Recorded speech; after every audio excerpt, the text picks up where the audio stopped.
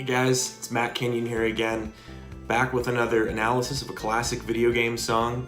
Today I'm going to be looking at Starlight Zone from Sonic the Hedgehog, composed by Masato Nakamura. There's some really cool use of the Mixolydian mode, the Harmonic minor mode, as well as secondary dominance, which are all music theory concepts that I'm going to explain, and hopefully after watching this video and analysis you'll be able to use them in some of your own compositions. So hope you enjoy. Alright, so let's go ahead and play this track just to get some context here.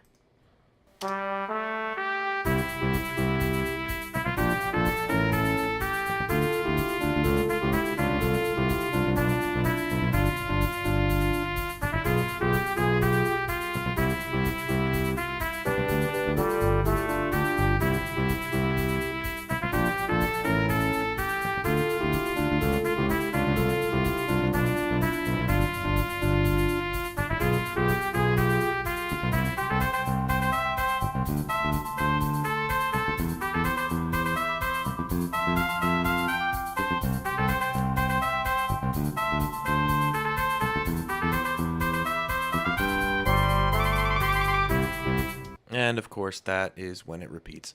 So a really high level view of this song. The A section is composed of the tonic chord here, which then goes to the flat 7 chord, which then goes to the major 6 chord. Now, this is very interesting because these two chords are not actually diatonically occurring in the key of C. And I'm going to talk about that in a second. The D minor is the minor 2 chord. We then go to this chromatic walk in the bass.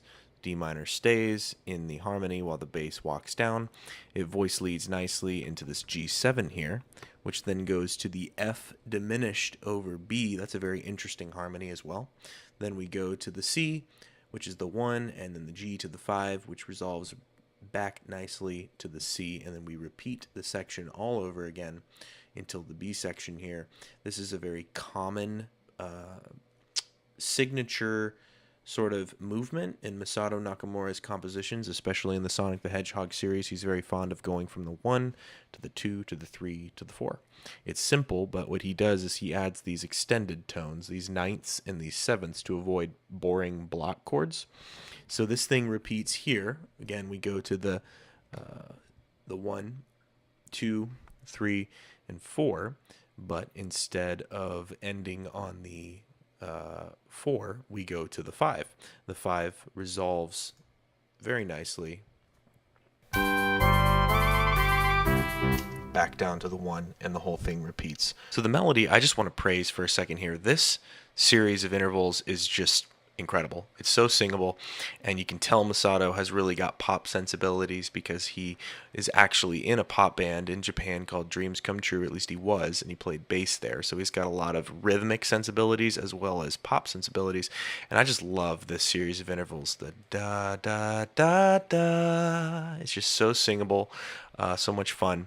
And the motif that I really like is this 3-note motif that goes up a half step, back down, and then it happens here again. So I'm going to play these two side by side, see if you can tell the similarities here. There's the first one. It's really similar, right? Well, that's because essentially what he's doing is he's taking this motif that's rising a half step and then going back down, and he's taking it and lowering the entire thing, shifting the whole thing down a whole step. So we have this da da da da da going to the da da da da da, and I just think that's a really beautiful motif. I don't know if it was on purpose or accidental, but I love noticing that kind of stuff. Now, like I mentioned, Masato is a bassist, and as such, he's got a really good ear for groove and rhythm and syncopation. Syncopation has been defined lots of different ways, but I would just define it as the beat coming in or being emphasized on beats when you wouldn't expect it. Usually we expect the beat to be emphasized on 1, 2, 3, 4, but there are upbeats like 1 and 2 and 3 and 4 and then there's sort of the in-between beats like 16th notes, 1E and a 2E and a 3E and a 4E and so when you emphasize the beat on different subdivisions of that, it produces a groove, a syncopated groove. So here, I just want to show you how Masato establishes the groove here by muting a lot of these and bringing them in by one by one. So here is the drum set. Now the drums are just playing straight quarter notes right on the beat.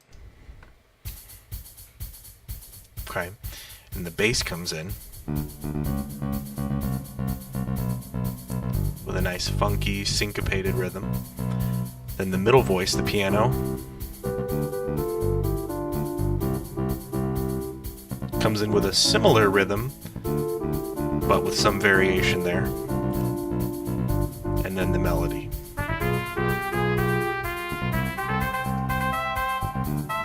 So you can see when all of those layers combine, it produces a really nice groove. So here are a few lessons that we can take away from this song. The first is the use of the Mixolydian mode. So what is a mode? That is a great question. A mode is a major or a minor scale that's simply been altered by one note, sometimes two, but mostly one, to produce a different tonal flavor. So I just want to show you guys really quickly, if you can see on my keyboard here, the typical C major or Ionian mode is just C, D, E, F, G, A, B, C. We can alter notes, however, to really change the flavor of that. For example, this is the Mixolydian mode, the mode that's being borrowed from in this song. It's 1, 2, 3, 4, 5, 6, flat 7. So it's a much different sound than...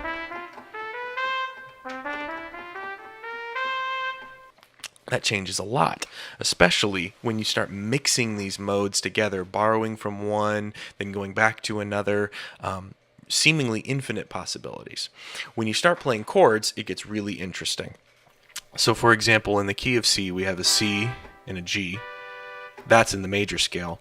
Now in the Mixolydian scale, if we if we lower that B, it'd be C, G flat. G minor, C, G minor. Now that's different. That's interesting.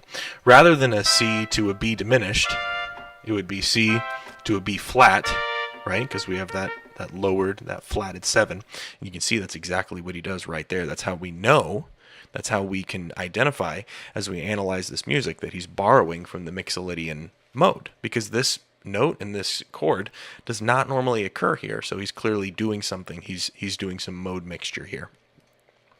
So if you want to click the link on the video here, there's a really great tutorial by 8-Bit Music Theory that explains modes. I'm not going to get too in depth, but they are an incredible tool for composers, and a solid grasp of modes is essential if you want to make music that evokes certain feelings at certain times, because they all have different vibes, and it's a lot different than just a major or a minor scale. They really give you tons of tonal possibilities.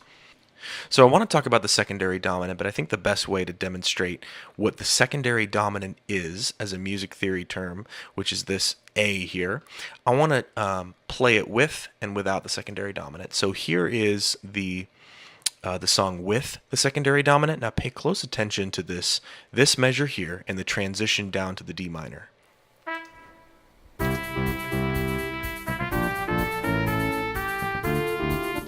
Okay, so now listen without the secondary dominant. Now it's subtle.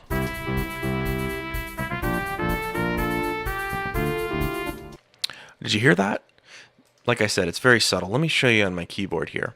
It's the difference between going from the C to the B flat straight to the D minor. Now that's without the secondary dominant. Now listen with.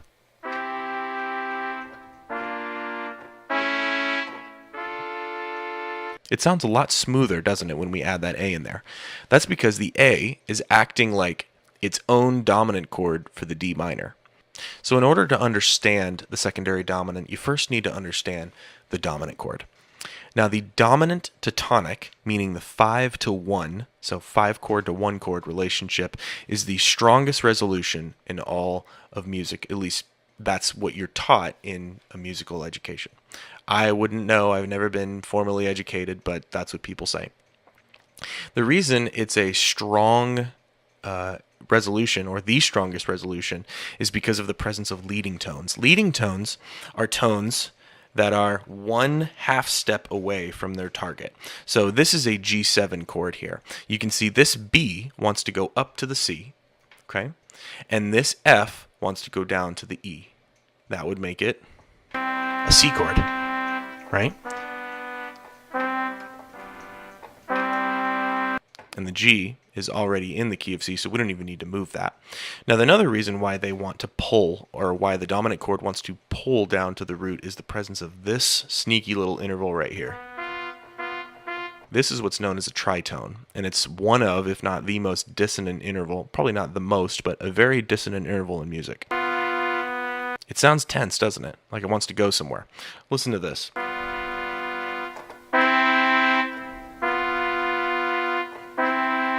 That sounds very nice, doesn't it? Like it lands somewhere, like we're home. That, the leading tones and the presence of that sneaky little tritone there, is why the dominant to tonic relationship is so strong. Now, do we have to use 5-1 to harness the power of the dominant? Are we limited to that? No, we're not. As a matter of fact, we can treat D minor as the new target tone, the new target chord, and we can make a 5-1 relationship all its own. That's called the secondary dominant, because we're kind of Inception style. We're going deeper. We're going a dominant deeper. We're going a layer deeper there. So let's say we have the D minor. There's our D. What we're going to do is we're going to count up 5. 1, 2, 3, 4, 5. Okay? We have an A there. Then what we do is we build a dominant chord, which is 1, 3, 5, 7. Sometimes the 7. Most of the times the 7's in there, but you don't need it. Now, same rules apply. Okay? These leading tones want to resolve down to the D minor. So when you have this progression, C to B flat to D minor, it sounds way less smooth than C to B flat to A to D minor. That sounds more like we're doing it on purpose, right? It belongs there. Another cool thing is that this C sharp does not naturally occur in the key of C, so when we play it, our ears kind of perk up like, whoa, that's different, but it still sounds good. So I know I'm kind of breezing over this, but if you have any questions about the dominant or secondary dominant, please leave a comment. I would love to explain further and point you in the right direction.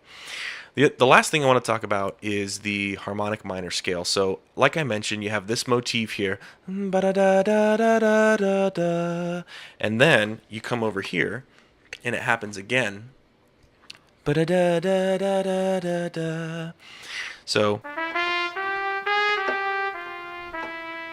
okay, so now how can that be? Because I can understand that, right? Because we just said we were in the Mixolydian mode, so we can get that flat 7. But how can you hit that note? Okay, what is that? That's an A flat. That's nowhere even near being in the diatonic key of C major. So what's happening there? Well, the reason I think this sounds so good is because there's such a thing called the harmonic minor scale. So it's important to know that the A minor scale has all the same notes as the C major scale. But what you can do is you can raise that 7th degree to provide a leading tone into A, which a lot of people do, and they did in classical music, because leading tones are a really powerful way to return to a particular chord or note. So what he's doing is he's borrowing that flat 7 there, excuse me, that sharp 7. And that's why he can get away with, because it still sounds good. Hope you enjoyed that analysis, guys. Remember, if you like this video, don't forget to like and subscribe for more content. If you are interested in getting the sheet music, the transcription that I made of this song, feel free to go to the link that you see on the screen. Anyway, as I was saying, if you'd like the transcription of this song, Starlight Zone, you can get it for free by going to the link on the screen. You can also get the worksheet where I describe all the concepts in the analysis so that you can have a refresher or keep it handy when you're composing. Yeah, thanks so much for watching, and I hope to see you on the next one. Bye.